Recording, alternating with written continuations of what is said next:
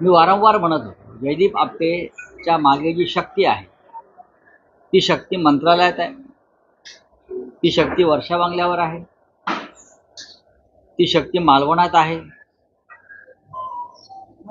त्याच्यामुळे इतके दिवस जयदीप आपटे हे पोलिसांना चुकवू शकतात.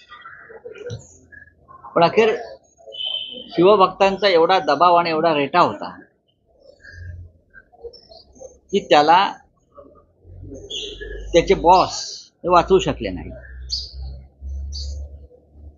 छत्रपती शिवाजी महाराजांच्या संदर्भात या राज्यात जे घडलं हे यापूर्वी कधीच घडलं नव्हतं. जयदीप आपटे यांच्यापेक्षा ज्यांनी त्यांना हे काम दिलं अनुभव नसताना, ते बेकायदेशीर होते, ते सूत्रधार आजही सरकारमध्ये आहे. त्यांच्यावरती कारवाई कधी होणार? आणि जयदीप आपटे यांना अटक होण्याआधी सिंधुदुर्गच्या कोर्टामध्ये त्यांच्या जामिनाची तयारी 8 दिवसापासून सुरू आहे. आणि त्या संदर्भात ठाण्यातून सूत्र हलत आहेत.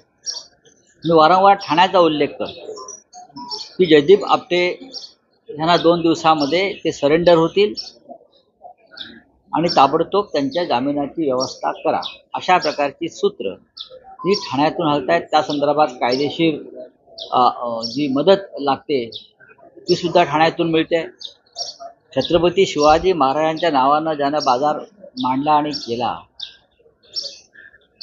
त्या सगळ्याचं जे षडयंत्र आहे त्या षडयंत्राचे सूत्रधार हे ठाण्यातच आहे. बघा हे लहान मासे मोठे मासे यात प्रश्न नाहीये. आम्ही यात राजकारण करू इच्छित नाही. छत्रपती शिवाजी महाराजांच्या अपमानानंतर या राज्यात जी स्थिती निर्माण झाली आणि लोकभावना दडपण्याचा प्रयत्न झाला